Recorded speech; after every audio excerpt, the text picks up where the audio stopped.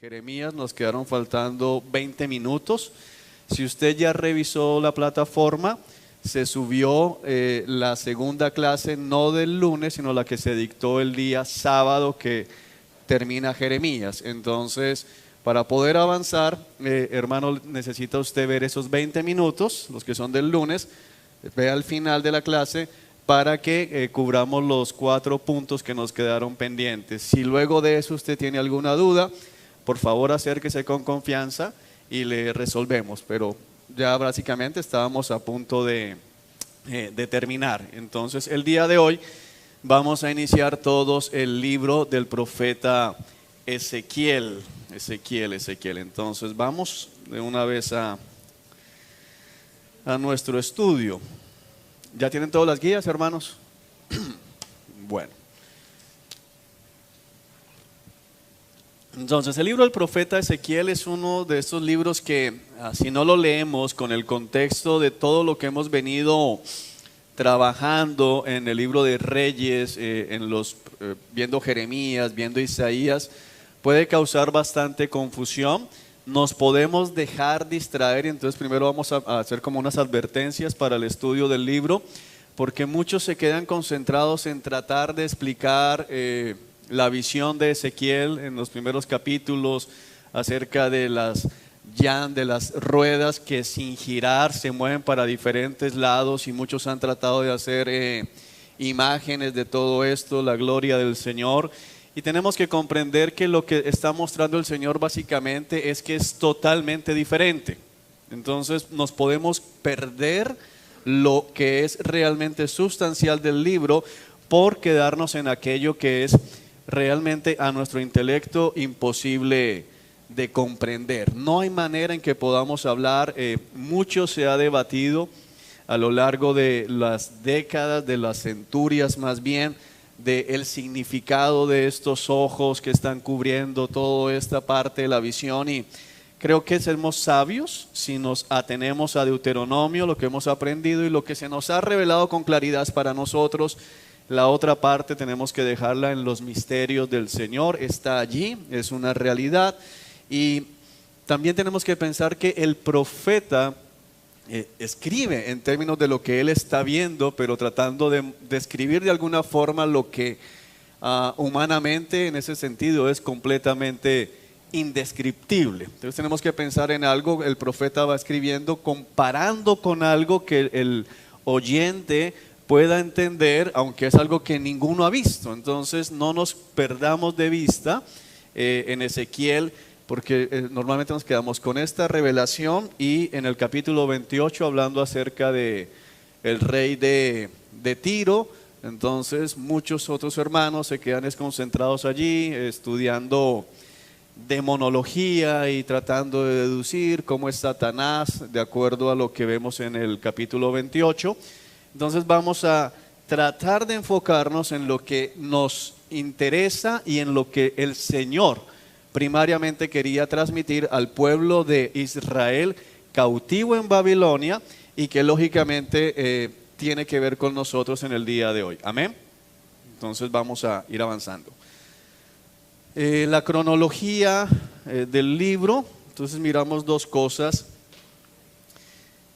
Aunque estamos varios, todavía seguimos preguntando, ¿no? Entonces se puede preguntar, arrancamos en Babilonia y vamos a terminar en Babilonia. Entonces, si miramos aquí, hay un cambio. Después de la época de la conquista con Josué, es la primera vez que vamos a iniciar un libro fuera de la tierra prometida. Entonces hay un cambio drástico y tenemos que entender que hay una situación completamente nueva. Cuando estábamos en Pentateuco estábamos mirando hacia dónde, hacia la tierra prometida, y todo giraba en torno a Dios cumpliendo la promesa que le había hecho a Abraham. Entramos a Josué y todo gira en torno, estamos en la tierra prometida, estamos conquistando la tierra prometida, estamos extendiendo el dominio.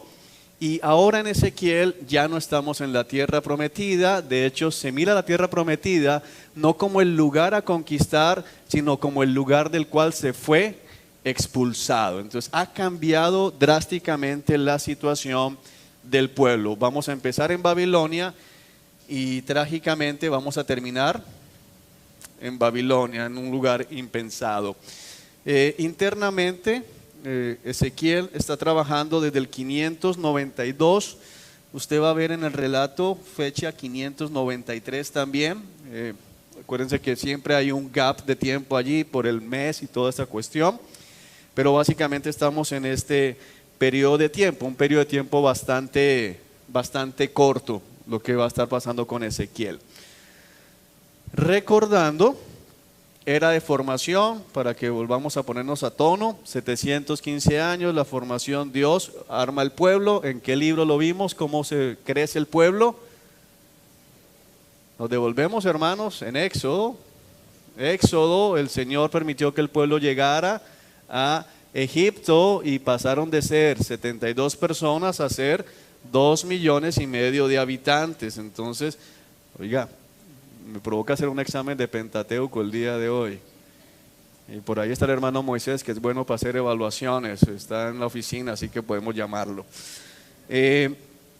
La entrega de la ley, el hermano Moisés se queja de nosotros y ustedes me echan a todo el mundo encima. En la entrega de la ley, que la estuvimos viendo parte en Éxodo, pero desarrollada en Levítico, y lógicamente la entrega de la tierra, estamos allí hablando del momento en que Josué conquista. Personaje importante Abraham, luego Josué, entramos a la era de teocracia, donde vamos a tener sacerdotes y jueces. Puntualmente tenemos que recordar que estos jueces se la pasaban en estos ciclos de incredulidad y derrota, incredulidad y derrota. De ahí entramos a la era de la monarquía, Saúl, primer rey de Israel. ¿Por qué volvemos a esto? Porque, hermanos, si usted no recuerda esto, Ezequiel no tiene mucho sentido. No tendría mucho sentido. Tenemos a David y tenemos a Salomón, y esta etapa de la monarquía, que la conocemos aquí como la monarquía unida, termina precisamente con la muerte de Salomón. Luego empezamos reino dividido, 209 años en que están divididos. Usted lo debe recordar, hermano. De 12 tribus unidas pasamos a tener 10 al norte y 2 al sur, Judá y Benjamín, que es el reino de Judá. 136 años luego, reino solitario, acuérdese, exilio del reino del norte a manos de Asiria en el 722. Y luego, en medio de este reino solitario, tenemos el exilio de Judá en el 586. Usted sabe que esto comenzó en el 605, ¿se acuerda? Luego tenemos en el 597 y por último en el 586, que es la fecha que se toma como referencia, cuando Nabucodonosor ha sitiado desde el 589 la ciudad de Jerusalén hasta que la ciudad cae ante él. Entran los babilonios, que fue lo que vimos en el capítulo 52 de Jeremías, y queman la ciudad, queman las casas, destruyen completamente el templo y se llevan a la última parte de los habitantes, dejando a los más pobres de los pobres, entre ellos el profeta Jeremías, allá en Jerusalén. Y aquí en el 593 va a iniciar el ministerio de Jeremías, como lo vimos antes. También usted va a encontrar en algunos libros de texto 592. De hecho, en la gráfica que vimos ahorita pusimos 592. Ezequiel, es llevado en el 597, la segunda oleada. Estaba reinando Joaquín y en ese momento Nabucodonosor se va a llevar el segundo grupo de exiliados. Entre ese grupo va a salir el profeta Ezequiel, y en el 593 va a iniciar su ministerio. ¿Qué significa esto? Que estando en Jerusalén, Ezequiel no estaba obrando como profeta. Su ministerio profético va a empezar precisamente en el 593, siendo un exiliado más en Babilonia, ¿de acuerdo? Y 571 al 565 se estima la fecha en que se pone por escrito las profecías de Ezequiel. Recuerde que con Jeremías él tuvo un escriba llamado ¿qué? Baruc, exactamente, a Baruc, que lo tuvo ahí, el Señor le proveyó a Baruc. pero no lo tuvo así Ezequiel. Bueno, el relato interno. Me disculpa la respiración, hoy estaba un poquito indispuesto. El relato de Ezequiel, entonces, relación aquí tenemos ya, el reino del norte ha desaparecido completamente.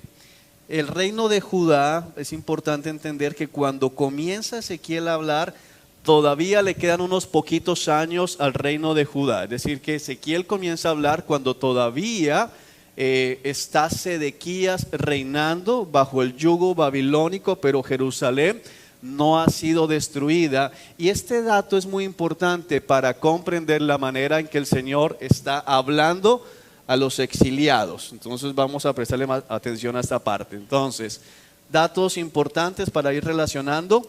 Tuvimos a Isaías por acá entre el 7:39 al 6:81. Jeremías está todavía profetizando. Entonces, en el 6:27 comienza Jeremías, y aquí en el 593 va a comenzar 594 va a comenzar a predicar Ezequiel. Jeremías está ¿en dónde? En Jerusalén. Ezequiel está en Babilonia. Entonces vamos a tener a estos dos profetas predicando al mismo tiempo. Y de hecho después vamos a ver, Daniel también lo vamos a tener en Babilonia. O sea que lo que hemos hablado, por falta de profetas no fue. Por falta de instrucción de parte de Dios no fue. Porque son de los mayores hombres que estamos viendo en la escritura, profetas mayores, y ahí los tuvieron ellos y los rechazaron. Bueno, 586, la caída de Jerusalén. Cuando Jerusalén cae, Ezequiel está en Babilonia. Que es importante, aunque Jeremías ya había anunciado que iba a caer Jerusalén, allá en Babilonia habían falsos profetas que estaban diciendo: Jerusalén no va a caer, vamos a volver rápidamente, el Señor no ha terminado con nosotros, esto fue un impasse, algo que pasó, pero no es lo que va a terminar siendo nuestro destino. Prepárense, no se acomoden en Babilonia porque pronto regresamos. Y es allí donde Dios va a levantar al profeta Ezequiel para corregir los errores que había en la mentalidad del pueblo. ¿Qué errores habían? Dos errores principales para que entendamos el contexto en el que Ezequiel inicia su ministerio. Entonces, estamos exiliados, pero habían dos cosas puntuales para corregir. Número uno, la gente pensaba que pronto volverían a Jerusalén. Y Dios va a levantar a Ezequiel para decir: no se esperancen con esto, porque ya fui claro a través de Jeremías y van a pasar 70 años. Así que acomódese, desempaque la maleta, dedíquese a cultivar la tierra aquí, cuide a sus hijos porque usted va a estar aquí 70 años. Entonces, primera suposición que debía ser corregida en ese momento. El segundo error, la segunda posición equivocada, es la posición de: bueno, nosotros estamos en Babilonia, pero nosotros no somos culpables. O sea, somos como una suerte de víctimas de nuestros padres. Son nuestros padres a través de Manasés, ellos, nuestros abuelos, fueron los que pecaron. Nosotros somos inocentes y por eso Dios no nos puede dejar aquí. O sea, nos usó como una suerte de escarmiento, pero no es justo que estemos en Babilonia porque nosotros somos gente buena. Entonces son las dos suposiciones que ellos tenían, y Ezequiel es levantado por el Señor con el propósito de corregir estos dos errores. Decirles: uno, no van a volver, de hecho Jerusalén va a ser destruida. Número dos, ustedes no son buenos, ustedes son iguales o peores a sus antepasados. Ustedes están aquí por sus propios pecados. Entonces es Ezequiel el hombre que Dios va a levantar en Babilonia para recordarle esto a los israelitas. Es fundamental que entendamos esta parte. Ezequiel está ministrando y cae Jerusalén, así que viene otra situación. Entonces vamos a pensar: ¿qué pasa en la mente de un israelita cuando llegan noticias a Babilonia de que Jerusalén yace en ruinas, las murallas han sido destruidas, las puertas de la ciudad han sido consumidas por el fuego, el templo fue reducido a escombros y de hecho, amado amigo, todos los tesoros del templo, a excepción del arca, que según la tradición hebrea, recuerda que hablamos algo de esto, no hay certeza, pero según la tradición hebrea, Jeremías escondió el arca del pacto en una cueva a las afueras de Jerusalén. Todo está ahora en los tesoros de Nabucodonosor. El templo ha caído. Tú eres un israelita que estás exiliado en Babilonia y llegan esas noticias. ¿Qué se te acaba en ese momento? Cualquier esperanza.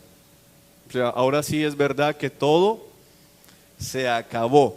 Y es en ese momento, ellos están en plena rebeldía diciendo no es verdad, no es verdad, no es verdad, pero llega la noticia de se acabó el templo y entonces el mensaje va a cambiar. Ya no va a ser un mensaje de juicio, sino va a ser un mensaje de esperanza. Entonces, para un israelita, mira, se acabó la promesa de los pactos, fuimos expulsados de la tierra, o sea que se acabó el pacto abrámico, el templo ha sido destruido, Jerusalén, la ciudad capital, ha sido destruida, se acabó el pacto davídico, ya no hay manera de ser reconciliados con Dios, porque si no hay templo, ¿dónde se presentan sacrificios? Es decir, se acabó toda posibilidad. Y en ese momento el Señor, como lo hemos venido viendo, justo en el momento de más juicio aparece la mayor esperanza. Y entonces vamos a ser otra vez testigos del anuncio un poco más claro del nuevo pacto, más características del nuevo pacto. Dios va a estar hablando muy fuertemente en Ezequiel, capítulos 37, 38, acerca del valle de los huesos secos, qué significa esto para ellos y qué va a significar para nosotros. Pero lo que está diciendo es, ustedes piensan que todo se acabó, bueno, no se ha acabado, yo voy a volver a traer vida, no he terminado con Abraham, no he terminado con David, así que les voy a entregar la tierra prometida nuevamente y habrá un descendiente de David sentado en el trono. Entonces volvemos a ver a este Dios soberano que está destruyendo y al mismo tiempo que está diciendo, pero voy a levantar y va a ser mejor que antes. Entonces otra vez nos sorprende Dios mostrándonos misericordia en medio del juicio más severo. Entonces, ¿qué tenemos que ver nosotros como audiencia después de tantos años? Estos atributos. Dios es severo, pero Dios es misericordioso. Dios es justo, pero a Dios le encanta perdonarnos. Entonces, sobre esto vamos a estar trabajando. Bueno, 539, para que lo veamos, el relato nos habla de esto. Nuevamente lo habló con Isaías, lo habló con Jeremías, lo ratifica también con Ezequiel. Persia va a conquistar Babilonia y recuerda que a este punto Daniel ya ha hecho también su participación y Daniel ha dicho claramente que viene Persia. Sabemos que aquí cuando decimos Persia, ¿en qué personaje pensamos? Ciro. Entonces estamos viendo el cumplimiento de Isaías y lógicamente se anuncia, o más bien se lleva a cabo el retorno que lo conocemos 535, cumpliendo con el 605 exactamente, 70 años.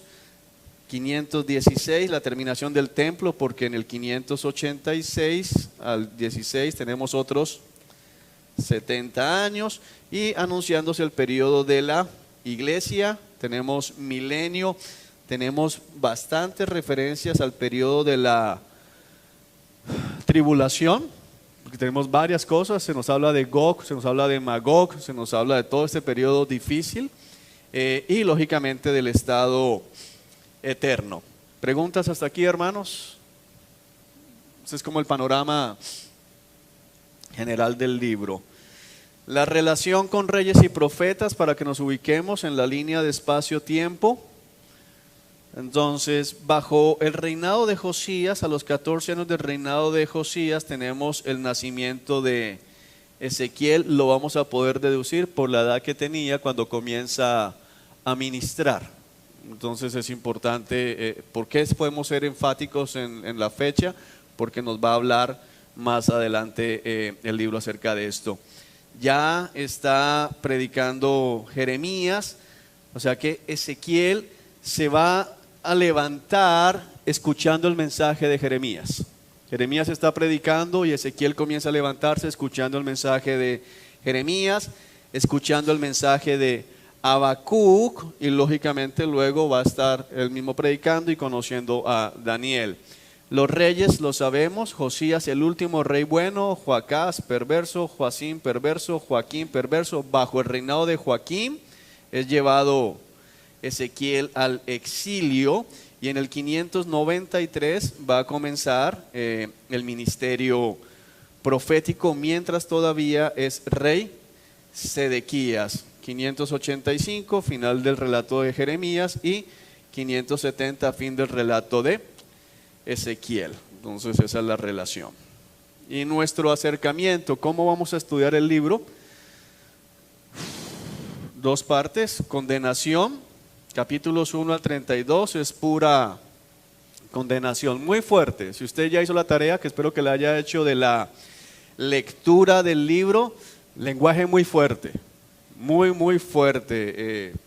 Eres una prostituta, eres más prostituta que tu hermana, te dejabas manosear los senos, permitías y buscabas a tus amantes, les pagabas, veías sus órganos genitales, y bueno, hay un lenguaje muy fuerte que si no tenemos en contexto qué está pasando, nos vamos a salir del tema.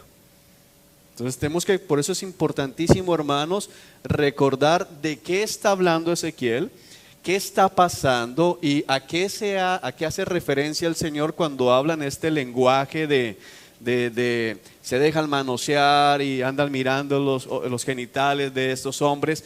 Lógicamente está hablando en sentido figurado de una mujer adúltera poniendo su confianza en la fuerza de un hombre. Ese es el punto, no está hablando de otra cosa. Entonces, porque muchos liberales toman este libro para hacer cada cosa realmente vergonzosa. Entonces, el contexto, hermanos, hemos anticipado un poquito lo que va a ser teología bíblica.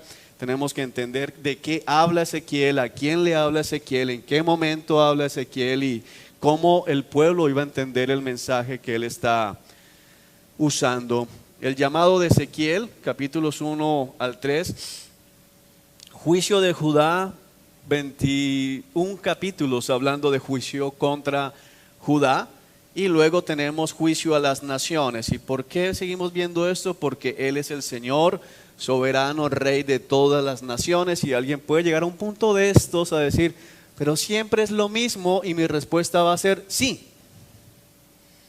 Oye, pero estudiamos Jeremías y es lo mismo, estudiamos Isaías y es lo mismo, estudiamos Reyes y es lo mismo, y el punto es ese, es lo mismo porque la palabra no cambia. Y miramos el Nuevo Testamento y ¿qué vamos a ver? Es lo mismo, el juicio a la casa de Dios y luego el juicio a las naciones, porque no cambia, es la misma palabra. Por eso lo absurdo de andar buscando estas nuevas revelaciones, Dios no cambia, es el mismo, pero vamos viendo que se va desplegando la revelación de lo que va pasando. Consolación del 33 al 48 y lo mismo, condenación, consolación. Es el mismo modus operandi, si habláramos de alguna manera, cómo Dios actúa: condena y consuela, condena y consuela. ¿Quién recibe el consuelo? El que cuando escucha la condenación se arrepiente. Nos devolvemos a Samuel, ¿qué vimos? Condena y consolación. Hubo condena para Saúl porque no se arrepintió. Entonces hubo condena y después muerte. David, tenemos condena por sus pecados, pero luego ¿qué tenemos? Mi siervo David, un hombre conforme a mi corazón, no son como mi siervo David. ¿Por qué? Porque David se arrepintió. Entonces todo el punto es ese, y la historia tuya y mía va a ser exactamente ¿qué? La misma. Si contaran el estudio de nuestra vida, hacen un bosquejo homilético, ¿qué va a ser? Condenación y consuelo. Llegó un punto en que Dios dijo ¡pum! Y nos dejó ver nuestra maldad, estamos condenados, pero ¿qué dijo luego? Pero de tal manera te he amado que envía a mi Hijo a dar su vida en rescate por ti en la cruz. Consuelo, y si crees en Cristo, todos tus pecados serán perdonados y te voy a dar algo mucho mejor. Entonces es la misma estructura, es lo que quiero que tú logres evidenciar. No hay manera distinta de acceder al reino de los cielos si no es siguiendo el mismo patrón: condenación, consolación. Amén. ¿Sí lo vemos o hay alguna pregunta, hermanos? Ok. En este punto vamos a estar viendo la restauración de Israel, 33 al 39, y vamos a tener 8 capítulos, 9 capítulos. No vamos a dedicarle mucho allí. Si usted lo leyó, tenemos las medidas del nuevo templo, tenemos al profeta caminando por el río, ya después le toca ir nadando en el río como tal. Muchas referencias que nos evocan Jardín del Edén. Sus estudios Génesis, entonces tenemos muchas referencias al Jardín del Edén, y el punto es restauración. Arrancamos el libro con que todo se acabó. Vamos a terminar el libro con que todo va a estar bien. Entonces por eso hay una evocación muy clara en el libro acerca de lo que va a pasar en el milenio. Ahora, ¿por qué Ezequiel? ¿Por qué el libro de Ezequiel le va a dedicar 9 capítulos al templo milenial? Amado, porque el templo acaba de ser destruido. Entonces Dios va a tomar a Ezequiel y le va a dar mucha palabra acerca del templo. Entonces tú y yo estamos leyendo Ezequiel, y tal vez te pasó, si eres honesto, tal vez te sucedió que estás leyendo y desde la entrada oriental hasta la punta hay tantos, si usted tiene la Reina Valera le cuesta un poco más, tantos codos hasta la puerta oriental, y de aquí hasta allá, y usted está... Pero si usted es un israelita en Babilonia y el templo fue destruido, a usted le están diciendo, el nuevo templo va a medir, y a usted le interesa mucho. Es muy similar a cuando estábamos mirando Josué y la repartición de las tierras, ¿te acuerdas? Y entonces a la tribu de Isaacar le toca la tierra que está a tal lado, tal pueblo, al lado del arroyo, al lado del río, al lado de esto, y hay tierras y tierras. Pero para un israelita, eso era como asistir a la lectura del testamento. Mira lo que te dejaron, entonces tú prestas atención. Entonces tenemos que entender que primariamente eso está dirigido a ¿quiénes? A los exiliados en Babilonia. Y Dios les está diciendo, es tan seguro que los voy a restaurar que miren las medidas del templo. Ellos dicen, ya no hay posibilidad de sacrificios. Sin embargo, tú aquí estás viendo otra vez sacrificios. Entonces, lo que está haciendo el Señor es dándoles seguridad de que Él va a restaurarlos. Entonces no lo podemos perder de vista. Amén. Ese es el punto. Ahora, bueno, pero si es del templo que me interesa a mí, yo mejor lo paso por alto. No seas necio. No seamos necios, porque Timoteo nos enseña toda la escritura. Es inspirada por Dios y es útil para rearguir, para enseñar, para instruir, a preparar al obrero de Dios. Entonces nos ayuda para salvación. Entonces aún esas medidas nos ayudan a ver este Dios que no deja nada a la suerte, que todo lo tiene calculado, que todo lo tiene controlado, y entonces vienen cosas de consuelo a nosotros. Amén. Bueno, ¿inquietudes hasta aquí, hermanos? Ninguno está preguntando, y bueno. Por acá David tiene una pregunta. Aquí, deja la mano arriba, por favor.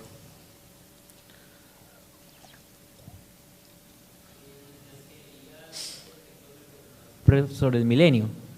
Entonces, precisamente lo que usted dijo sobre los sacrificios y todo lo que, pues, los eventos de las fiestas judías, cómo encajaba ahí. Si yo estaba leyendo, bueno, esto se refiere allá cuando, creo que es después de Nehemías, o en Nehemías que se abre el templo que mencioné ahorita, o ya es en el... Entonces ahí quedó mi confusión, como que ¿dónde queda ese templo? Buena pregunta. Es una de las dificultades claves del libro. De hecho te adelantaste bastante, pero es muy válida. ¿Por qué? Porque viene la pregunta de, bueno, pero si ya estamos en la gracia, si Cristo es el sacrificio último, ¿por qué en el milenio, después de que Cristo ha venido, está reinando Cristo, la iglesia ha sido Ya en ese punto no va a haber discusión si Cristo viene antes o después de la tribulación, hermano. Ahí ya no importa eso porque ya estamos glorificados. Ya, ahí se acabó toda discusión escatológica de en qué momento viene y cuándo viene. O sea, ahí se acabó, ya todas esas dudas están resueltas. Ahí la iglesia ya está glorificada, tenemos los nuevos cuerpos, la gente que entró al milenio está allí. Y entonces, ¿para qué hay sacrificios? Es una de las preguntas que han puesto a pensar muchas horas a los grandes teólogos en la historia de la iglesia. Y hay varias posiciones que vamos a estudiar. Una de ellas es que sea simbólico lo que está hablando allí y que no hayan sacrificios. Eso para mí es un poco difícil porque es muy exacta la descripción, es muy literal. Me están hablando de muros y luego pasar a animales que no existen. Lo otro que puede entrar es, bueno, ¿cuál es el propósito del sacrificio? Y muchos llegan a coincidir. Voy a bajar hasta allá para dejar la pregunta contestada. Y muchos hablamos de que si son literales, entonces podemos pensar en que son memoriales más que otra cosa, es decir, en memoria de todo lo que se está haciendo y simplemente para cumplir el reino teocrático. No serían sacrificios para perdón de pecados, porque ya no se necesitan, sino sacrificios en el sentido memorial. Igual nos va a quedar la dificultad de por qué va a seguir generando sacrificios de animales inocentes. Es decir, no ha habido una certeza, una unidad total en la iglesia de qué significan esos sacrificios. Lo que sí hay certeza y que quiero transmitirle, hermano, es que cuando estemos en el milenio sabremos. Le puedo asegurar que cuando estemos en el milenio sabremos cómo son esos sacrificios y para qué son esos sacrificios. Pero las dos posturas están, la simbólica y la literal. Yo me voy por la postura literal. ¿Por qué? Porque una hermenéutica bien hecha me lleva allá. No tengo forma de saltar ahí a algo simbólico, aunque no desconocemos que Ezequiel tiene mucha simbología.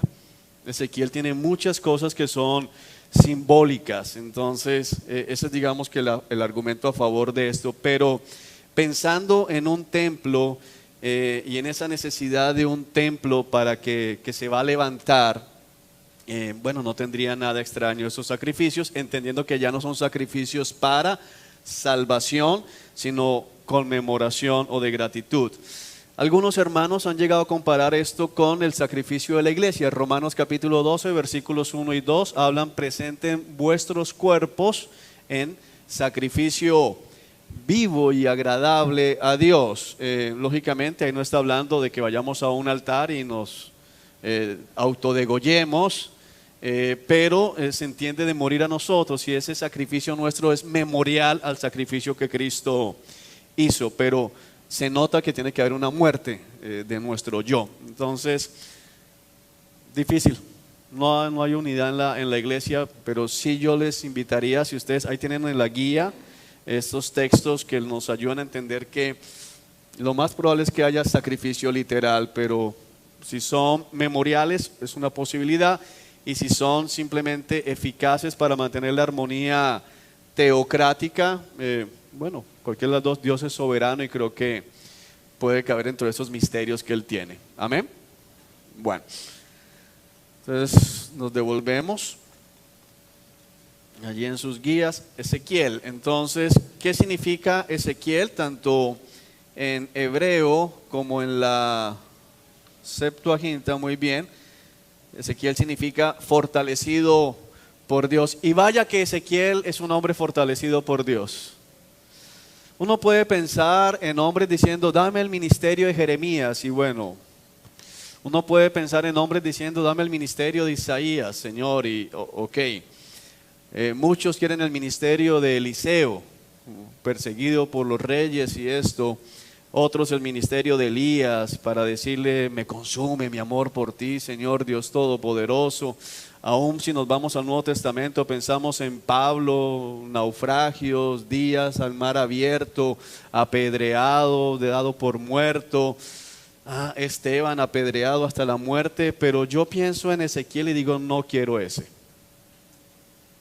Si usted leyó Ezequiel, usted sabe de qué estoy hablando. Las cosas que Dios le mandó a Ezequiel son cosas tremendas, que solamente un hombre lleno del Señor y fortalecido por el Señor lo va a hacer. Por ejemplo, tenemos el caso de, mira, vamos a darle un mensaje al pueblo, así que hijo de hombre, acércate.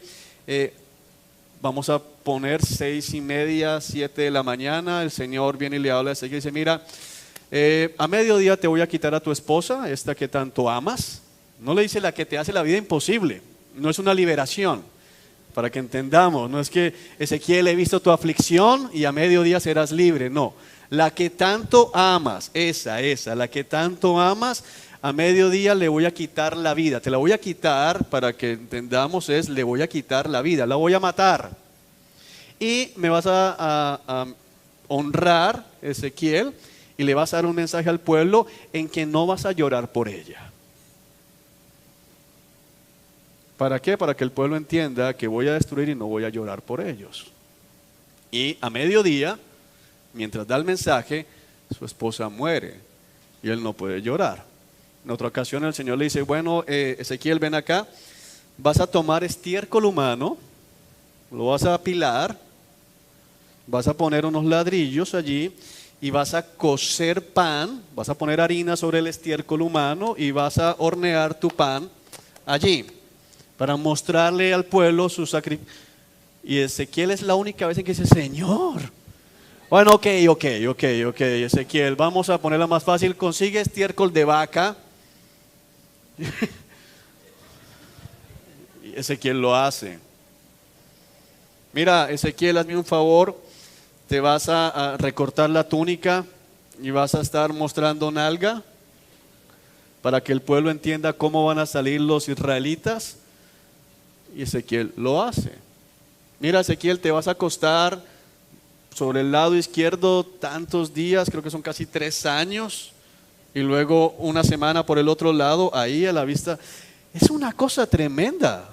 Ezequiel es un actor, algunos lo ven de esa manera. Dios lo pone a actuar, a hacer ilustraciones muy vívidas de lo que Dios está diciendo, y yo creo que no hay forma si no es un hombre realmente fortalecido por el Señor, especialmente el pasaje de la muerte de la esposa. Y no le dijo, te la voy a quitar y en una semana te la devuelvo. No, te la voy a quitar, ya. La que tanto amas. Y uno lee muy rápido esto. Pero ¿y si Dios te dice ahorita, mira, tu familia está terca? Vamos a poner aquí que tú eres creyente y tus papás son muy tercos, pero tus papás aman a tu hijo, a tu chiquito de 5 años, tu niña de 8 o 9 años, y tú les predicas y ellos no, y ellos se burlan y todo, pero aman a su nieta, aman a su nieto. Entonces dice el Señor, ¿sabes qué? Voy a hacer algo, ahorita al mediodía te voy a quitar tu hija, no la vas a llorar, porque les voy a quitar el ídolo. Wow, es fuerte, no es poca cosa lo que está experimentando Ezequiel. Entonces, hermano, hay que ver realmente cómo Dios usa a este hombre y la fuerza del mensaje que está detrás de este hombre, porque muchos quieren andar predicando de prostitutas, insultando a todo el mundo. Bueno, pero es que Ezequiel, Dios lo ponía a decir, ustedes se dejan manosear los senos, pero es que su esposa murió y él no pudo llorar. No sé si me hago entender, porque a veces vamos adquiriendo un poquitico de conocimiento y ya nos sentimos como que podemos insultar a todo el mundo y maltratar a todo el mundo y llevarnos por delante a todo el mundo y pararse en el púlpito, en la iglesia y fatuos. No, hermano, cuidado, usted sabe un poquito de teología, yo sé un poquito de teología, no somos Ezequiel. Y yo creo que yo no le deseo a ninguno ser Ezequiel. Es difícil.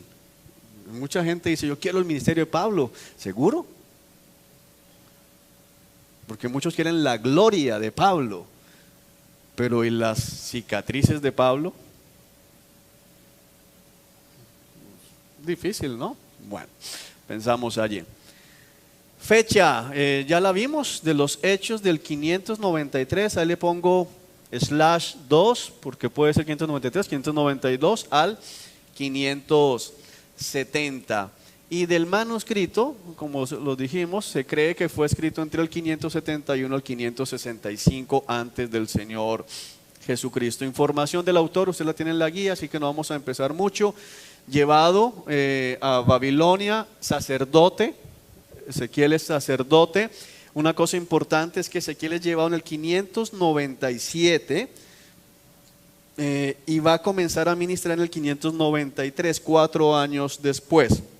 De acuerdo a esto, Ezequiel es llevado a la edad de 26 años, comparando las fechas, y va a empezar a ministrar a los 30 años. Entonces, Ezequiel en ese sentido cumple dos funciones. Una, el Señor le permite a este hombre que es sacerdote. Ahora tú eres israelita, de la tribu de sacerdotes.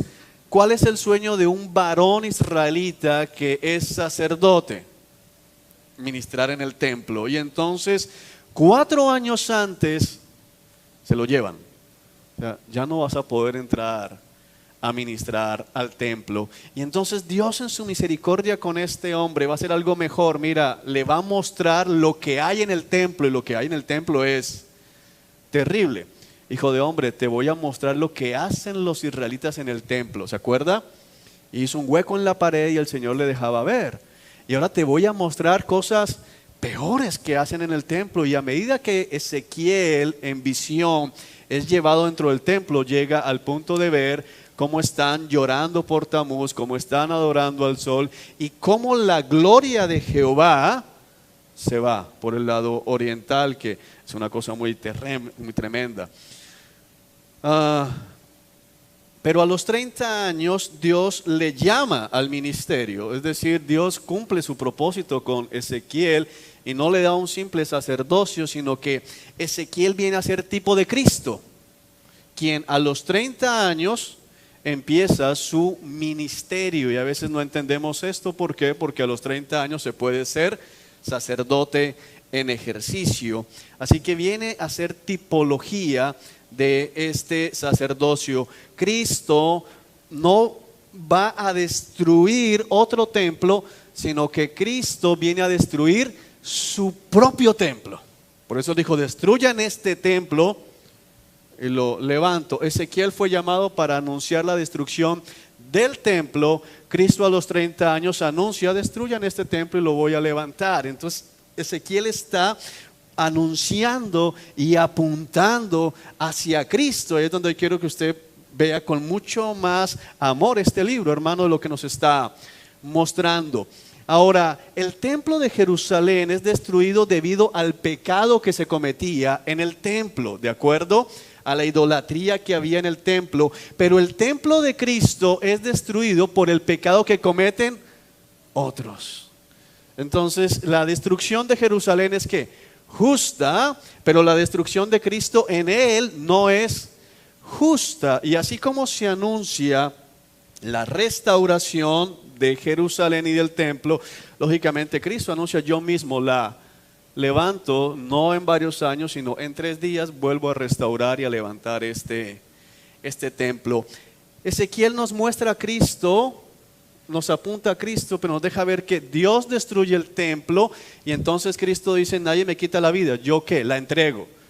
Él mismo destruye el templo, él mismo levanta el templo. El Dios que vio Ezequiel es Cristo, es este mismo Cristo. Entonces es importante ver, eso es cristología, ver a Cristo, ver lo que Cristo está haciendo y cómo nos es revelado desde el Antiguo Testamento. ¿Sí lo vemos, hermanos? ¿Alguna pregunta?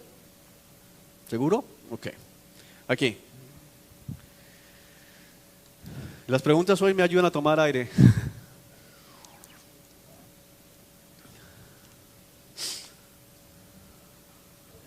Decir,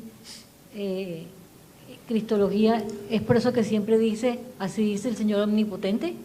No, Cada ratico, cada ratico, cada ratico. No, cuando decimos así, Señor omnipotente, estamos hablando de palabra que Dios está entregando de esa manera. Cristología hace referencia al estudio de toda la doctrina de Cristo, es decir, cómo Cristo es visto desde el Antiguo Testamento. Entonces, por ejemplo, habla mismo Dios, ese es el punto, porque es la Trinidad. Entonces habla Dios, a veces dice Jehová, está haciendo referencia al Padre. En otros momentos vemos que dice vino el Espíritu de Jehová, entonces es el Espíritu Santo. Entonces es lo mismo realmente. Pero cuando hablamos de cristología estamos hablando de la doctrina de Cristo desde el Antiguo Testamento y en el Nuevo. Creo que se quedó abierto el micrófono. Desde el Antiguo Testamento y en el Nuevo Testamento. Entonces, lo que dejamos hacer, por ejemplo, si Dios permite, los hermanos que se inscribieron para predicación expositiva, el hermano que viene nos va a ayudar a eso, predicando a Cristo desde el Antiguo Testamento. Estas cosas que estamos comenzando a hacer. ¿Cómo miro Ezequiel y voy a ver a Cristo y cómo lo anuncio desde el Antiguo Testamento? Es una maravilla. Ver a Cristo allí es una cosa encantadora. Bueno, Ezequiel es llevado y el medio del cautiverio, como hablamos, recibe su llamado profético. El contexto histórico, sabemos, 605 ya Judá perdió toda su autonomía definitivamente al ser llevado el primer grupo de exiliados. Dios es misericordioso, todavía no los destruye, va poniendo reyes, pero el pueblo sigue terco, el pueblo sigue levantándose contra la palabra del Señor. Así que finalmente en el 586 ya va a ser todo destruido. Y como lo hablamos, el punto es corregir las posturas equivocadas. Dos posturas las recuerdo porque usted debe tenerlas allí. Postura número 1 que va a corregir Ezequiel: vamos a volver a Jerusalén rápido. Se va a corregir. Postura equivocada número 2: somos buenos, estamos aquí por culpa de nuestros antepasados. Y como hay falsos profetas, Dios en su misericordia levanta verdaderos profetas. Entonces, una de las cosas que aprendemos como iglesia de Ezequiel es que los verdaderos profetas, y cuando hablamos en la iglesia de verdaderos profetas, estamos hablando de aquellos que están exponiendo las escrituras con fidelidad, de aquellos que están predicando con fidelidad, mostrando al pueblo el pecado y el llamado al arrepentimiento, son la respuesta misericordiosa de Dios al engaño de los falsos profetas. Y al igual que pasaba con los profetas verdaderos, muchas veces son rechazados porque no nos dicen lo que nuestros oídos se mueren por oír. Es exactamente lo mismo. El tema puede parecer raro que escojamos restauración. Y alguien puede decir, pero ¿cómo vas a hablar de restauración si se la pasan hablando de juicio? No, el tema es restauración. Ese es el tema. Entonces tenemos que leer Ezequiel pensando en que el propósito de Dios es mostrar ¿qué? Restauración. Los voy a restaurar, los voy a restaurar. Y por eso vamos a tener 8 capítulos de templo en el milenio. Entonces el tema es restauración.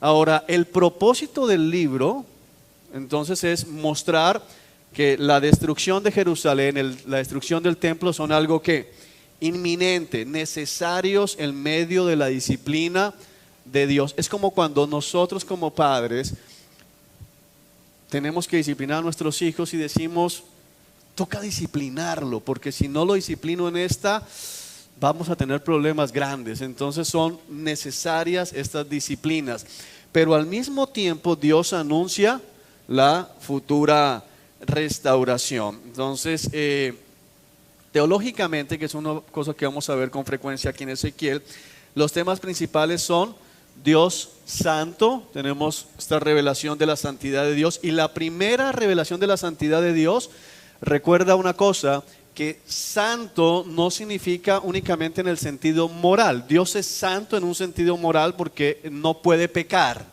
pero sobre todo Dios es santo en el sentido de que es completa, total y absolutamente distinto. No hay otro con el cual podamos comparar a Dios. Y por eso la visión de Ezequiel al principio nos deja como, ¿quién es este Dios? La visión de la gloria de Dios es una cosa increíble, no podemos describirla, es totalmente diferente. Bueno, asimismo vamos a estar viendo la importancia que para Dios tiene su nombre. Y esto vamos a estudiarlo, hermanos, muy puntualmente, porque nosotros como cristianos no debemos descuidar la importancia que Dios le da a su nombre. Y por eso tenemos que ser menos ligeros con el uso del nombre del Señor y aún con el título de cristianos. No podemos llamarle cristianos a todo el mundo y decir cristianos, porque si tú, una cosa es que, ok, yo no te conozco, yo digo, son hermanos cristianos, pero tú sabes que no es un cristiano, pero le sigues llamando cristiano y hermano porque, ay, qué embarrada, se pone triste si le digo que no, piensa en el nombre del Señor. Porque para Él su nombre es tan importante que destruye por su nombre, pero al mismo tiempo va a restaurar por honor a su nombre. Entonces, para nosotros, pecadores, ¿hay aquí algún pecador junto conmigo? Ok, para nosotros el honor de Dios es motivo de consuelo. ¿Por qué Dios te va a llevar al cielo? ¿Por qué Dios me va a llevar al cielo? Por honor a su nombre. Entonces el nuevo pacto nos va a hablar acerca del honor de Dios. Dios no te va a dejar perder si tú verdaderamente eres cristiano por honor a su nombre.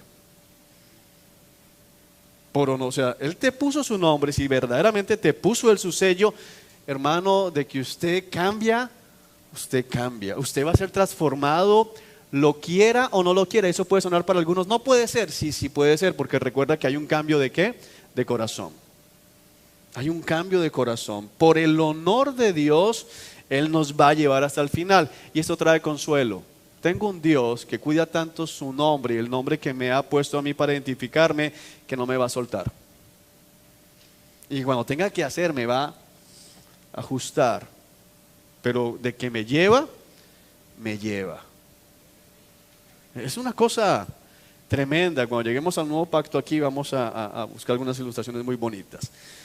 Bueno, y volvemos a ver esto, que ya lo explicamos, que dejamos ver que el momento de más ira y justicia divina, en ese mismo momento se anuncia amor, misericordia y fidelidad de parte de Dios hacia su pueblo santo. Amén. Con esto, hermanos, vamos al break y continuamos en 10 minutos exactamente.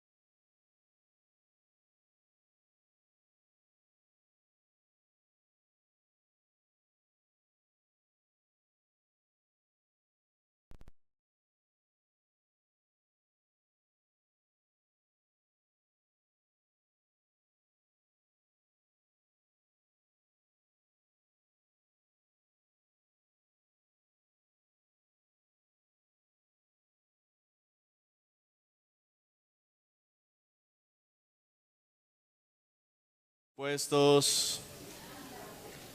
Si necesita terminar de comer, termine, pero en silencio. Hoy dimos 3 minutos más de break, así que ya debería estar usted.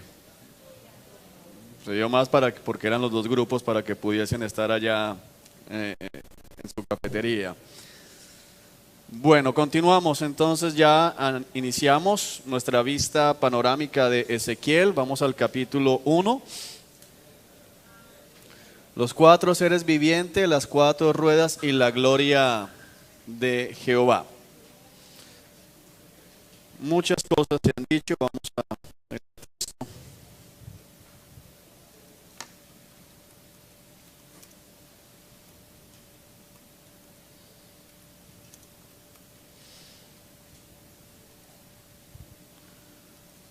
Vamos a leer un poco. El 31 de julio de mis 30 años de vida, como tal, aquí se nos va narrando la edad del profeta, me encontraba con los judíos en el destierro junto al río Quebar en Babilonia, cuando se abrieron los cielos y tuve visiones de Dios. Una vez más es importante recalcar que nadie ha visto a Dios porque habita en una luz inaccesible, y volvemos a entender que esos son visiones que Dios da, pero nadie ha visto a Dios en su esplendor. Es importante recordar esto, amados hermanos. El Señor le dio este mensaje al sacerdote Ezequiel, hijo de Buzi, por eso sabemos que Ezequiel era sacerdote. Entonces el mismo texto nos está proveyendo de la información que requerimos. Junto al río Quebar en la tierra de los babilonios, y él sintió, que la mano del Señor se apoderó de él. Entonces, cuando hablamos de la mano del Señor, hay que entender que es la presencia del Señor que toma a este hombre, el Espíritu del Señor que toma a este hombre y lo lleva a ver lo que Dios quiere ver, a decir lo que Dios quiere decir y a hacer lo que Dios quiere hacer. Es importante entender esto. ¿Por qué? Porque cuando lleguemos al nuevo corazón, cuando lleguemos al nuevo pacto, tenemos exactamente lo mismo. Si tú eres cristiano, estás en las manos de Dios. A veces no entendemos lo que significa estar en las manos de Dios. Mucha gente, yo quiero estar en tus manos, Señor. Algunos toman la expresión de estar en el hueco de la palma de tu mano. Eso es importante. Pero estar en las manos de Dios significa que estás bajo la voluntad de Dios. Y entonces viene la pregunta, ¿quieres estar en las manos de Dios? Si eres creyente, sí quieres estar en las manos de Dios, pero más allá, ¿vives realmente como estando en las manos de Dios? Porque no es posible vivir en las manos de Dios y no vivir para Dios. Se apoderó de él. La palabra se apoderó es toma control completamente del profeta. ¿Ok? Mientras miraba, verso 4, vi una gran tormenta que venía del norte, empujando una nube enorme que resplandecía con relámpagos y brillaba con una luz radiante. Dentro de la nube había fuego, y en medio del fuego resplandecía algo que parecía como de ámbar reluciente.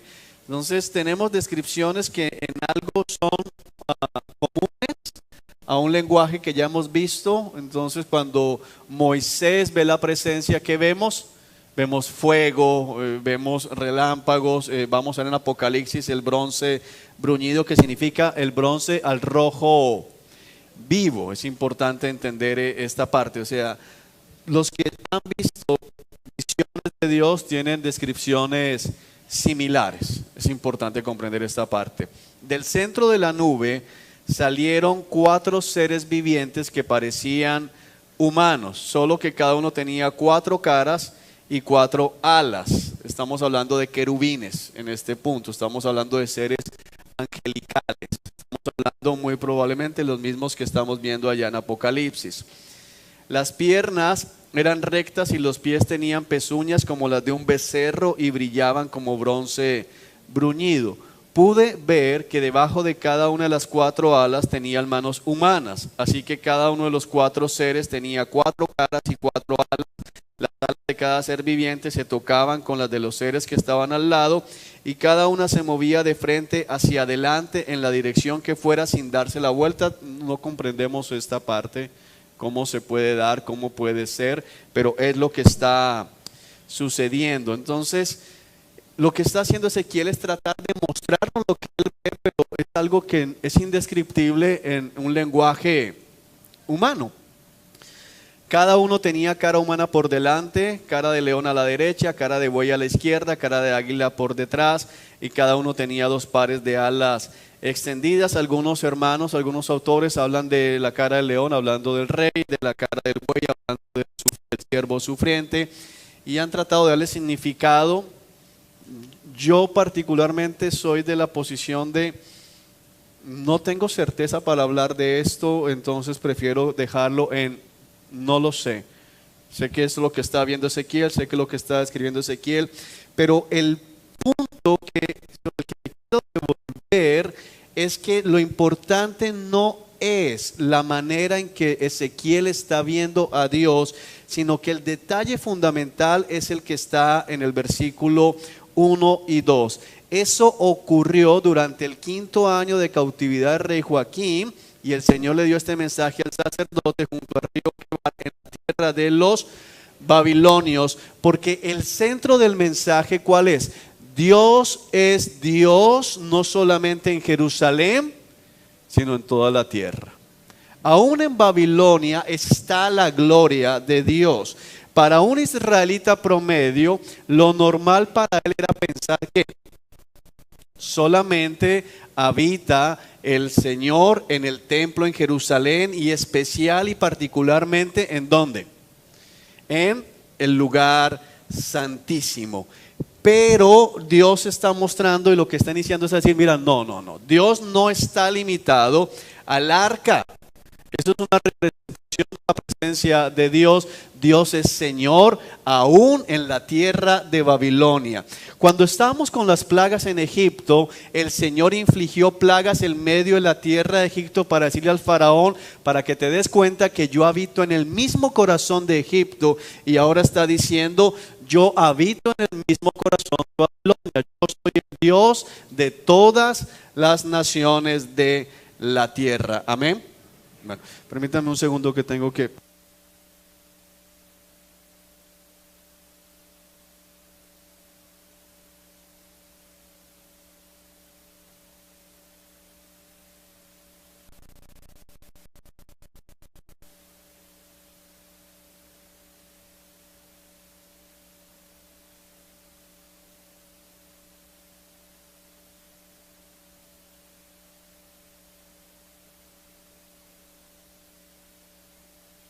Señor está en la tierra de los babilonios, la gloria de Jehová está en la tierra de los babilonios, así que Dios no quedó reducido a Jerusalén. Ese es el centro, no te vayas a perder de esto que es lo más importante. Amén. Lo otro, hermano, hay muchos comentarios. Yo le puedo recomendar que estudie el comentario de Matthew Henry, se da una explicación buena, es un comentario que se consigue, gran parte de ese comentario es puesto gratuitamente en las guías que se han entregado, está sugerido. Si usted quiere como entrar en un poco más de detalles acerca de esto, pero no podemos perder que el punto es mostrar, Dios es santo, Dios es completamente diferente a todos y Dios está presente en Babilonia. Amén. Ok. Entonces sigamos. Como esto, el capítulo 2, el llamado de Jeremías. Entonces le muestra esto y luego le dice, levántate, hijo de hombre. El término hijo de hombre es un término que va a ser muy frecuente en el libro de Ezequiel. Hijo de hombre, hijo de hombre, hijo de hombre, hijo de hombre, hijo de hombre, lo ve usted con muchísima frecuencia. Es una manera que tiene, o la explicación de hijo de hombre tiene 2 cosas que podemos ver usualmente en los comentarios bíblicos.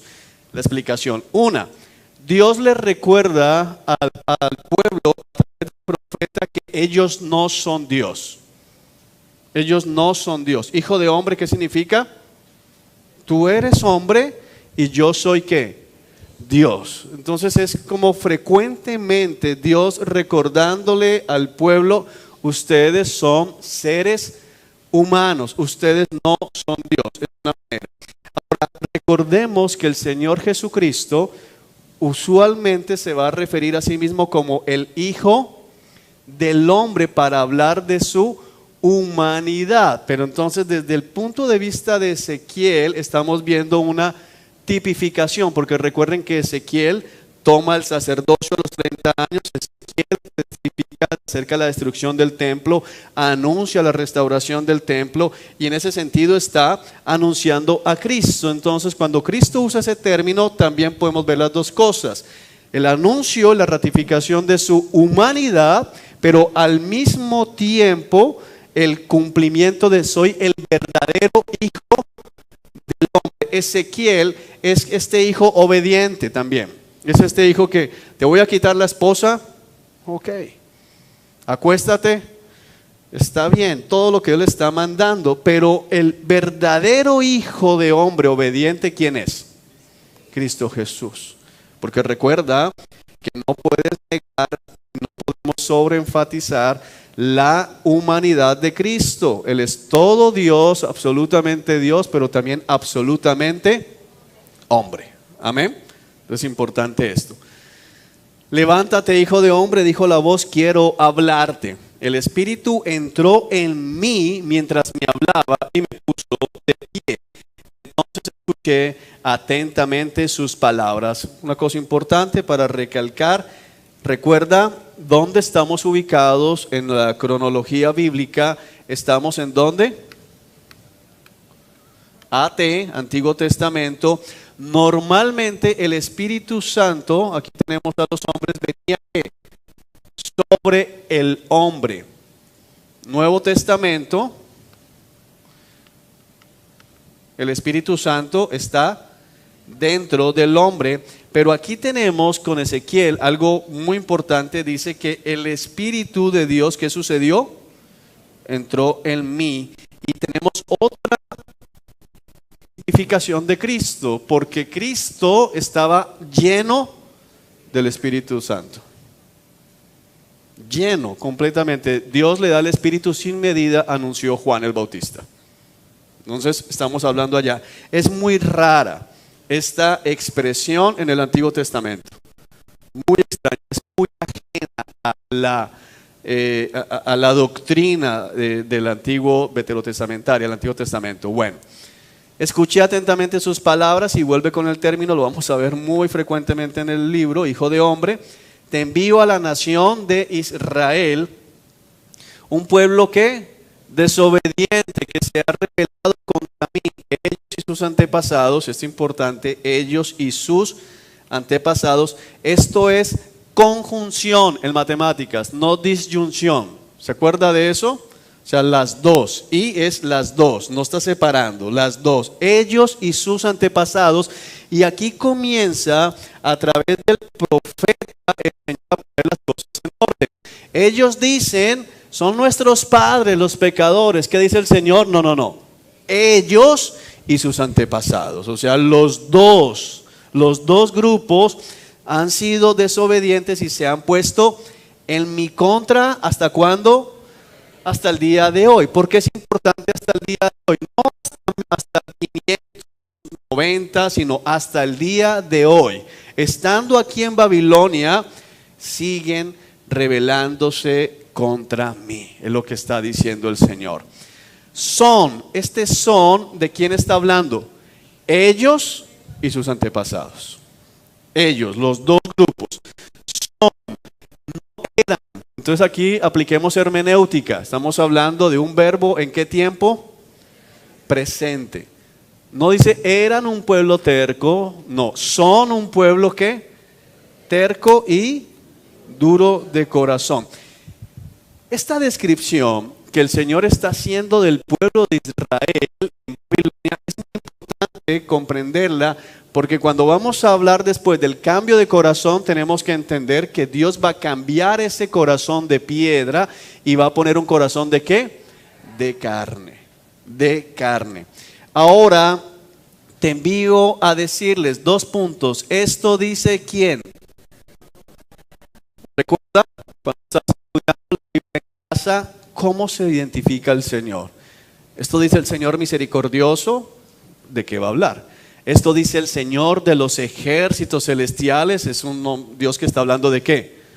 de guerra, como se le presentó a Josué. Me presento delante de ti como el capitán de las huestes celestiales. ¿Por qué? Porque vamos a la batalla. Pero aquí está diciendo, esto dice que el Señor soberano, el Señor que manda, el Señor que hace lo que le place, el Señor que gobierna todos los reinos de la tierra. Entonces presta atención, porque ¿cómo te estoy hablando? Yo a mi hija a veces le hablo como papito, entonces me acerco ¿a qué? A consentir.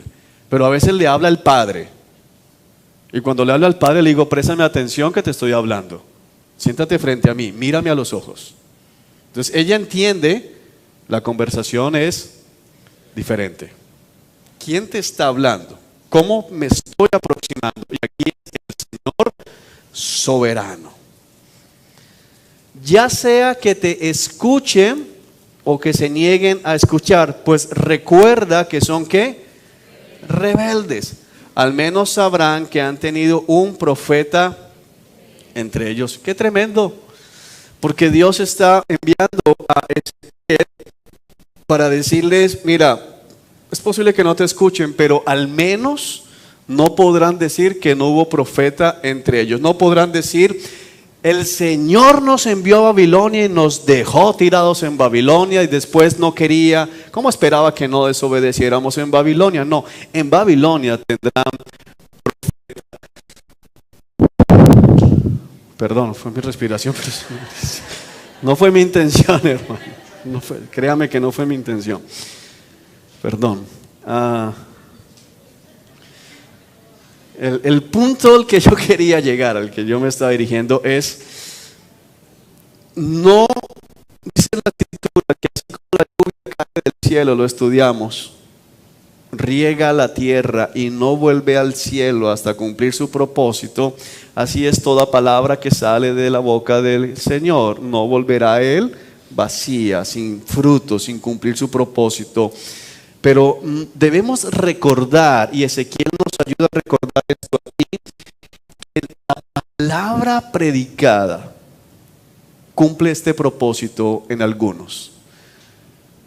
Tal vez contigo la palabra, y es lo que yo espero, esté produciendo fruto de arrepentimiento.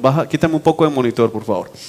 Tal vez contigo está produciendo arrepentimiento, pero tal vez con otro, escuchando lo que está escuchando, lo único que está haciendo es, al menos habrá alguien que les predicó la verdad.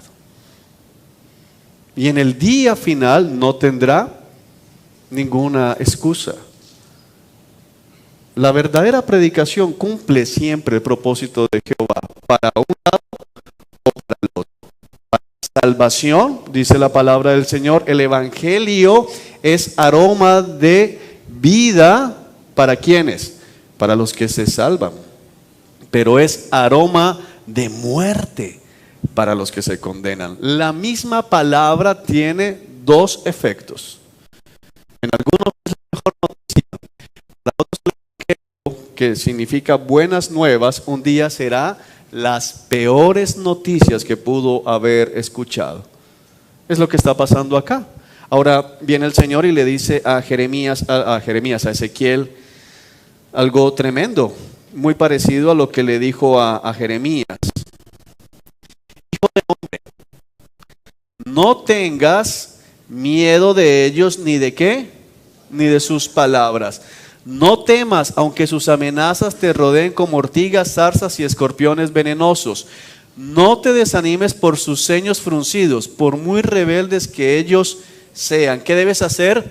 Debes darles mis mensajes, te escuchen o no. Sin embargo, no te escucharán porque son totalmente rebeldes.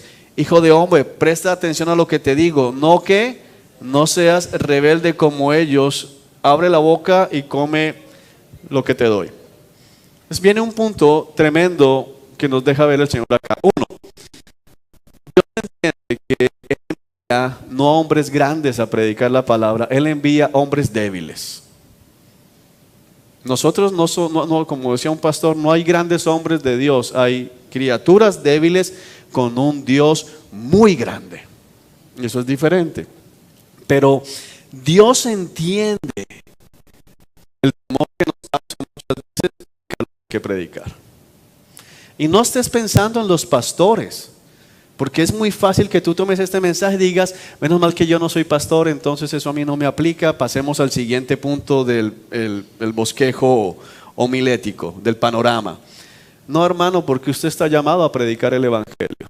Usted está llamado a animar, usted está llamado a exhortar, usted está llamado a acercarse a los hermanos de su congregación, a las personas en su familia con la palabra de verdad. Y muchas veces no lo hacemos porque nos da miedo. Dios dice, no les tengas miedo, pero lleva a un punto, dice, no le tengas miedo a esos rebeldes. Parte 1. Parte número 2, no seas rebelde como ellos a callar. Que puede que tú en este momento, que es lo que sucede usualmente cuando somos confrontados con la palabra, digamos, esta es verdad. Y yo sé que Julano, no sé cuántos Julanos, no están haciendo lo que Dios manda. Pero tú te conviertes en un Julano más cuando guardas silencio. No, yo mejor me callo. Donde yo abra la boca no me vuelven a hablar. Y Dios dice, no seas rebelde como ellos. Tienes que hablar. Hermanos, tenemos que hablar. Tenemos que hablar. Aunque no nos vuelvan a hablar. No tengas miedo de sus ceños fruncidos. ¿Qué está diciendo? Del enojo. Entonces, ¿alguna vez has visto cómo se ponen las cejas aquí en la mitad de muchas personas cuando comienzas a, oye, pero mira la palabra, y comienzan a crujir dientes, literalmente? Es como la época de Esteban, piedras lloverían. Esa es la realidad. Dice, luego miré y vi que se me acercaba una mano que sostenía un rollo, el cual él abrió. Entonces vi que estaba escrito en ambos lados con cantos fúnebres, lamentos y declaraciones de condena.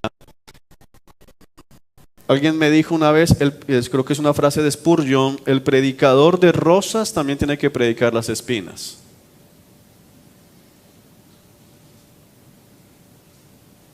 El predicador de rosas también tiene que predicar las espinas.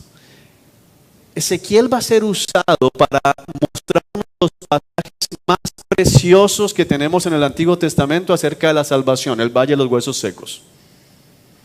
Va a ser usado para hablar del milenio, va a ser usado para cosas maravillosas, para hablar de este río de Dios que va creciendo cada vez más. Pero él no puede hablar de eso sin haber pasado por los cantos fúnebres, los lamentos, las declaraciones de condena. Tú y yo tenemos el mensaje más esperanzador que hay. Cristo murió por los pecadores. Habrá vida nueva, habrá resurrección, habrá cielos nuevos y tierra nueva. No habrá dolor, no habrá muerte, no habrá enfermedad, no habrá nada malo. Pero no podemos llegar allá sin pasar por los cantos fúnebres, los lamentos y las declaraciones de condena. El problema que tenemos hoy con el evangelismo moderno no es que lo que dicen acerca de lo que viene es mentira, porque al final en el plan de Dios no va a haber enfermedad, eso es verdad. Al final el plan de Dios es que sus hijos vivan en un gozo perpetuo, eterno, no cualquier gozo, un gozo indescriptible. ¿Tú te has puesto alguna vez a pensar en el cielo? Pero detenidamente en el cielo, ¿te has puesto a pensar una vida donde nunca te vas a volver a poner triste? ¿Tú has pensado en lo gigante de esa promesa? Hay una vida donde jamás tienes un momento de tristeza. Jamás, hermanos. Donde nunca más vas a volver a experimentar la pérdida de un ser querido. ¿Te has puesto a pensar realmente en una vida donde no hay enfermedades? Donde, como dicen, no le duele ni una uña, una expresión para hablar de gente que está muy bien. No le duele un pelo, no le duele una uña, no le duele nada. Pero hay unos que nos duele todo. Bueno, habrá un día en que ya no habrá más dolor. No habrán cementerios. El negocio más próspero son los cementerios y las funerarias, porque todo el mundo es cliente potencial. Y de que pasa por ahí, pasa por ahí. Un negocio que nunca va a vender a alguien. Nadie va hay gente que no les va a comprar definitivamente, pero a una funeraria todos le terminan comprando. En el cielo no hay cementerios, porque no hay muerte. Amado hermano, y lo más glorioso, no hay pecado. Si usted es creyente, eso es una cosa tan esperanzadora. Sabe que habrá un día en que no vas a volver a pecar jamás. El pecado es una cosa inexistente en el cielo, pero no podemos llegar allá sin pasar por, vas para el infierno. Sobre ti en ese momento, sobre aquellos que no conocen a Cristo, no hay cánticos de gozo, hay lamentos fúnebres, caminando hacia la oscuridad más aterradora que te puedas imaginar. Qué crueldad no decir esta verdad. No es amor, es todo lo contrario, es falta de amor. Amén. Capítulo 3. Dios me dijo: hijo de hombre, come lo que te doy, cómete este rollo. Luego ve y transmite el mensaje a los israelitas. Así que abrí la boca y él me dio a comer el rollo. Llénate el estómago con esto, me dijo, y al comerlo sentí un sabor tan dulce como la miel. Luego me dijo: hijo de hombre, ve a los israelitas y dales mis mensajes. Es importante. ¿Cuáles mensajes? Los mensajes de Dios, no sus mensajes. Hermano, la gente no necesita tus ideas. Yo trato de pasar al púlpito entendiendo algo. Ustedes no necesitan mis experiencias. Ustedes no necesitan mis planes estratégicos. La iglesia que necesita palabra de Dios. Su vecino no necesita escuchar acerca de la vez que usted fue al parque. Él necesita ¿qué cosa? La palabra de Dios.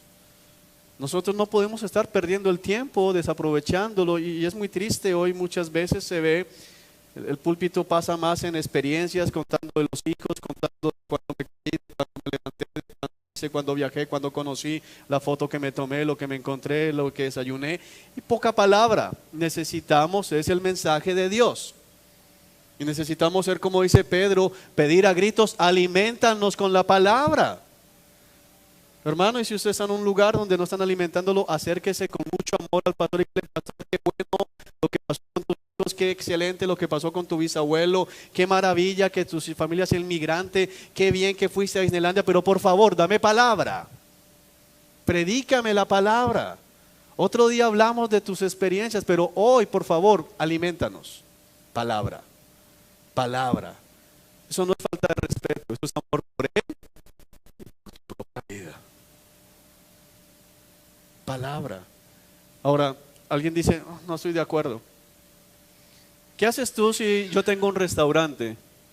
Vamos a decir que yo tengo un restaurante y tú llegas al restaurante y tú me dices: bueno, ¿y qué hay de comer? No, no te preocupes por la comida, y comienzo a contarte de cómo montar el restaurante y de la vez que me contó la receta y de una abuela que se le quemó la cacerola y de otro, y ya llevas 2 horas ahí pero mira, tranquilo, te voy a contar otra mejor, y comienzo a contarte más cosas, y después los meseros hacen un show de música, y luego pasan las cocineras y interpretan una obra de teatro, el mejor plato, ya 4 horas y tú estás, hermano, son las 4 y después te pasó la cuenta. No lo aguantas. Sin embargo, es la triste realidad muchas veces los domingos en la mañana. Mucha entretención. Mis mensajes es lo que el pueblo necesita. No te envío a un pueblo de extranjeros que habla un idioma que no comprendes. No te envío a gente que habla un idioma extraño y difícil de entender. Mira lo que dice el Señor. Si te enviara a las personas, ellas escucharían. Aunque Ezequiel no tiene la menor idea de lo que está pasando, aunque el pueblo no tiene la menor idea de lo que está pasando, no podemos perder de vista que esto es un anuncio de la salvación de ¿quiénes? De nosotros. Los gentiles. Tú sabes, cuando comienza la obra misionera en la iglesia, usualmente ¿quiénes rechazaban a los misioneros? Los judíos. ¿Quiénes aceptaban el mensaje con gozo? Los gentiles. Eso es un anuncio de esto. Pero los israelitas no te escucharán a ti, como tampoco me escuchan a mí. Pues todos, y volvemos aquí, todos y cada uno de ellos que son tercos y duros de corazón. Entonces, estamos invirtiendo un buen tiempo en esta primera parte de la vista panorámica para que sea fácil digerir lo demás. Todo el centro está en que ustedes son iguales a sus antepasados y la característica de ustedes es que no escuchan porque sus corazones son ¿qué? Duros, son ¿qué? Piedra. Y entonces yo tengo que cambiar sus corazones para que ustedes puedan escuchar. Y venimos a entender algo, si Dios no te cambia el corazón, no hay manera de que alguien pueda escuchar. ¿Cómo lo vierte el Nuevo Testamento para los que no son espirituales? Todo lo que es espiritual les parece ¿qué? Locura. No pueden comprenderlo. No pueden entenderlo. No es que ni siquiera crean, es que no pueden. Porque solo los espirituales entienden lo espiritual. Sin embargo, mira, hijo de hombre, te he hecho ¿qué? Tan obstinado y duro de corazón como ellos. Y aquí alguien puede decir, o sea que Ezequiel también tenía el corazón endurecido como el Señor. Analogía. La dureza del corazón de Ezequiel va en qué? En mantenerse persistente a la obra que Dios le estaba encomendando. No lo puedes llevar a que Ezequiel era un rebelde como ellos, sino te voy a poner un corazón firme, que no se va a mover y que lo van a amenazar, que va a enfrentar dificultades, que decía acá en frente tanto como la roca más dura. Es decir, si ellos te fruncen el ceño, yo te frunzo el ceño más. Pero tú sigue predicando. Tú sigue predicando, lo que le está diciendo el Señor a Ezequiel. Por lo tanto, no les tengas miedo ni te asustes con sus miradas furiosas.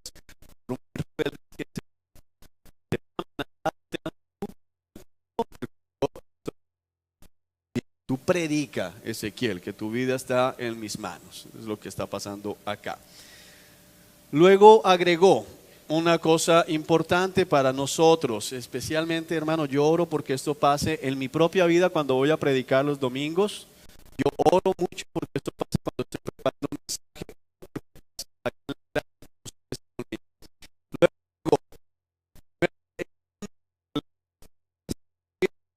Contra ellos en ese sentido, hijo de hombre, que todas mis palabras penetren primero ¿qué? ¿De qué corazón? Escúchalas atentamente para tu propio bien y después ve a tus compatriotas y diles, esto dice el Señor soberano,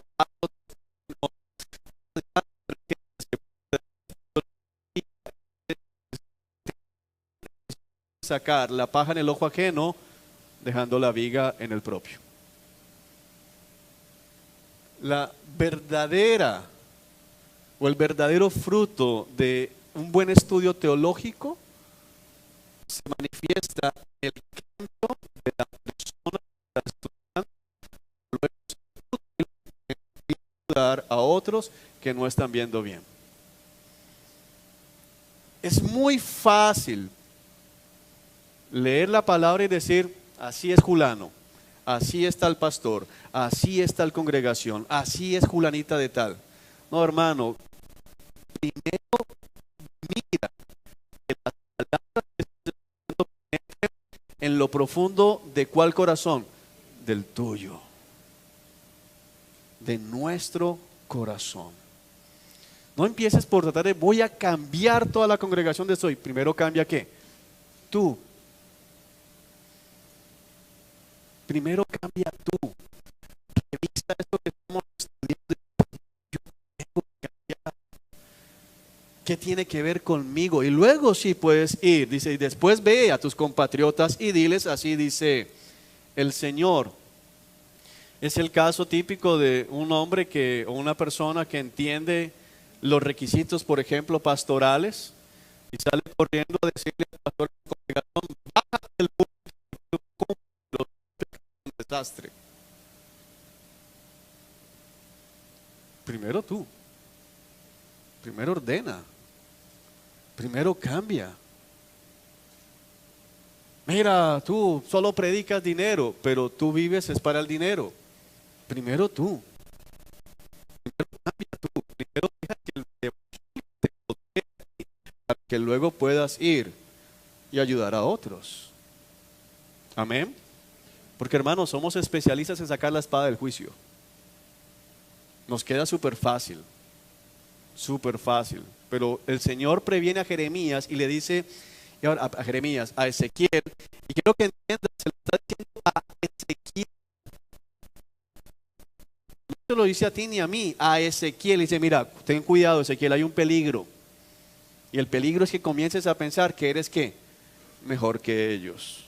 Primero tu corazón y luego sí ve y diles, esto dice el Señor soberano. Bueno, sigamos. Luego el Espíritu me levantó y oí de mí retumbaba, alabada sea la gloria del Señor en su lugar. Esta es una expresión que lógicamente inspira al Espíritu Santo, pero que nace del profeta y nos recuerda que siempre que tenemos cercanía con la palabra del Señor, ¿qué debe haber en nosotros? Alabanza a la gloria del Señor.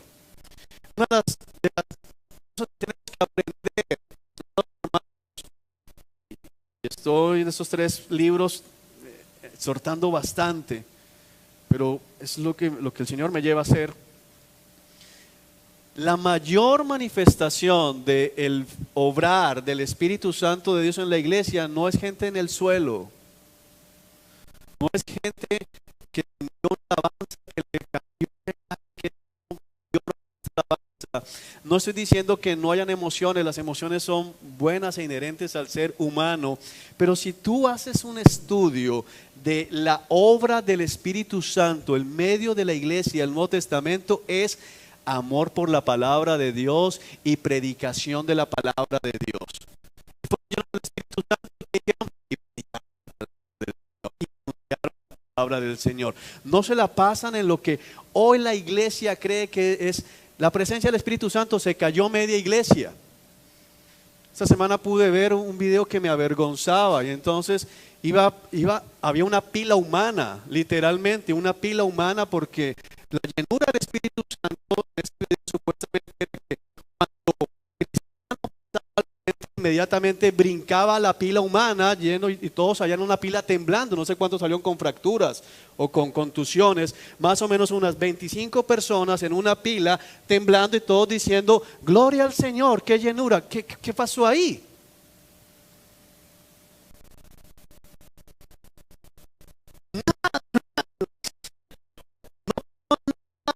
No, ese es el punto, eso es solamente emoción, porque bíblicamente, aquí hermano tiene una pregunta, porque bíblicamente cuando hay llenura del Espíritu Santo, lo que hay es una devoción y un amor por la palabra del Señor. Esto es, hermanos, eso es lo que realmente hace referencia a la Escritura cuando dice hubo un avivamiento. Hay predicación de la palabra del Señor y hay vidas transformadas, vidas cambiadas. Hermano, sí, la pregunta es, y no la menciono, mucho que la iglesia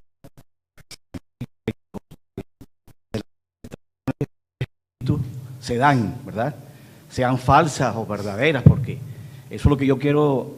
O sea, yo le pregunto a Dios qué tanto de falso es que por ejemplo, que un pastor de alguna forma ministra el Espíritu Santo y por le golpea a uno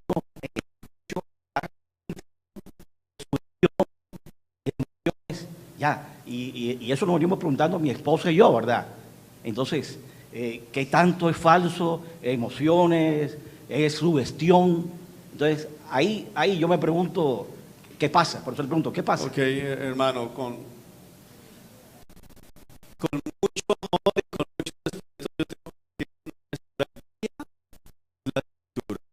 No tenemos un solo texto, Pablo pegándole un puño en el pecho a alguien. O sea, yo lo calificaría como violencia intrapastoral. Sí, o sea, si yo estoy y viene el pastor y me da un puño, por ejemplo, me da un puño y me da pecho,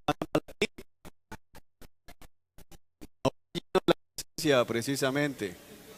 O sea, es que el punto es ese.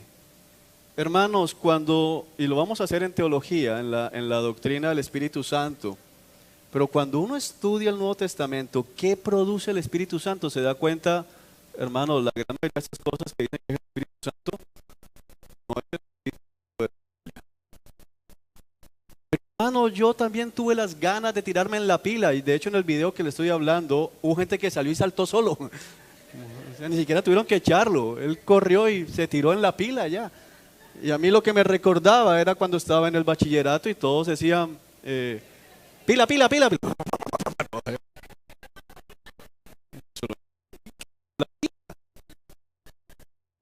No, no es otra cosa. O sea, no está en la Biblia, o sea, el punto es ese, hermano, no está en la Biblia. Si alguien me dice, ahí está Pedro y coge a los hermanos y dales de empujones y... Ahora, alguien me dice, o sea que el Espíritu Santo nunca puede tirar a alguien de espaldas, y mi respuesta es: estás equivocado, porque yo he visto de Getsemaní, cuando vienen a arrestar al Señor Jesucristo, la turba que viene a arrestarlo, los policías del templo, dicen, venimos a buscar a Jesús de Nazaret. Él sale y pregunta, ¿a quién buscan? A Jesús de Nazaret. Yo soy, caen de espalda.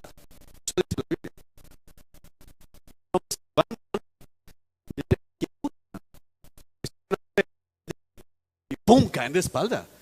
Ya, eso es innegable, y Dios puede tirar de espalda al que quiera.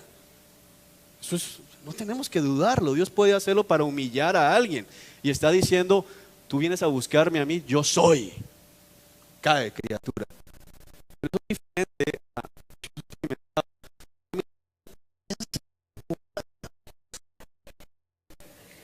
Y arranca el hermano Ujier detrás a apoyar al ministro porque no se cae.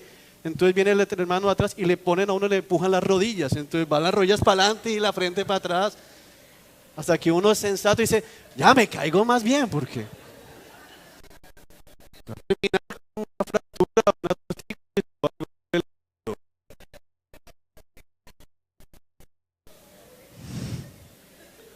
no es mi intención, pero es que tenemos que ser un poco coherentes. Si el Señor quiere tirar a alguien, lo tira, ya. Pero yo he visto cómo ponen la mano así, y recibe.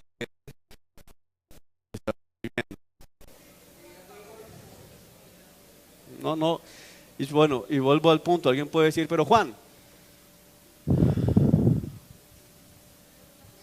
nuestras experiencias no pueden moldear nuestra teología. Nuestra teología debe moldear nuestras experiencias. Dice Dios. El Espíritu Santo. ¿Sabes qué dice la Escritura? Y vendrá el Espíritu Santo y los convencerá de pecado y de error. ¿Sabes qué produce? ¿Qué se produce en el corazón de alguien que es convencido de pecado y de error? Tristeza, no carcajadas por una hora.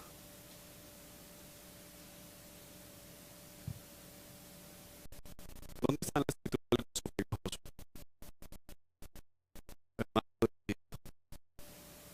Pedro predicó, Hechos capítulo 2. Ustedes asesinaron al Hijo de Dios, y sus corazones fueron compungidos. Compungidos. ¿Sabes qué significa eso? Arrugados. Dijeron, hermano, ¿qué debemos hacer? El carcelero, después de que se da la liberación, ¿qué debo hacer para ser salvo? No hay ningún registro, perdóname, en todo el Nuevo Testamento que diga, y soltaron una carcajada. Ahora alguien puede decir, ¿entonces los cristianos son amargados? No. El lunes festivo tuvimos una reunión de una hermana que hizo su chagüe. Y dice, no puede ser Juan que predica allá. Yo pasé jugando y riéndome, yo vi para un lado y molesto por el otro. Los cristianos somos gente alegre. Pero hermano, el Espíritu Santo no me coge a mí en un culto a media hora, ríanse y ríanse y ríanse. Y yo le puedo, que yo me pongo eso aquí a reírme.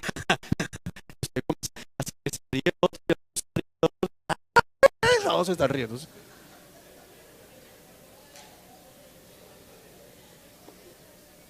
Porque la risa se contagia. ¿O no se contagia? Y hay gente que se ríe chistoso y tú mira, y ahí están riendo. No, hermano, el Nuevo Testamento dice, vendrá el Espíritu Santo y los convencerá del pecado y del error.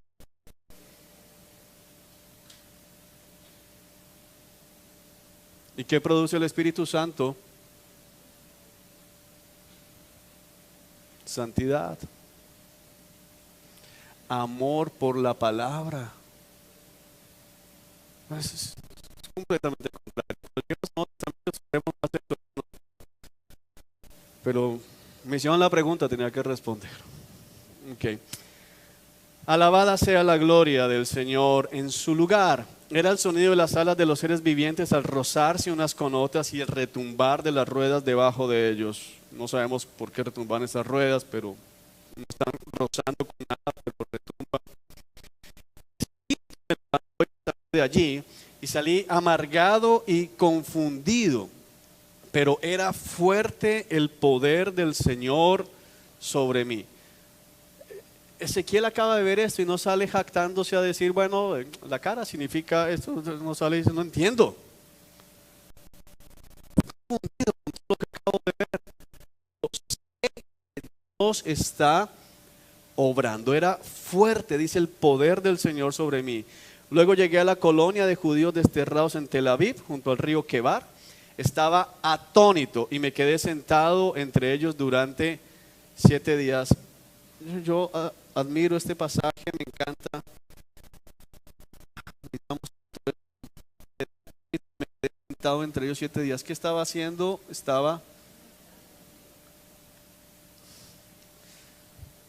Una vez me regaló un mensaje que se llamaba El peligro de la naturalización. Hacemos tan natural lo que es sobrenatural. Y para nosotros muchas veces Cristo se ha vuelto algo. Leer la Biblia se nos ha vuelto algo natural y es un gran privilegio. El Salmo 119 dice, dame el privilegio de conocer tus mandatos. Y cuando tú entiendes eso, tú lees y muchas veces vas a decir, wow,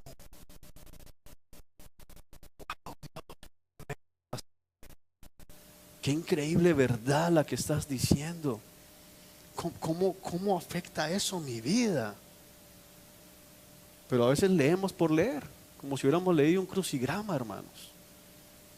No puede ser eso en tu vida. Debes asombrarte con la palabra de Dios. Amén. 59, se acabó el tiempo, hermanos. Por eso Ezequiel tiene 3 clases, no se preocupe. Son 3 clases de Ezequiel, si Dios permite. Vamos a orar y luego les doy una información.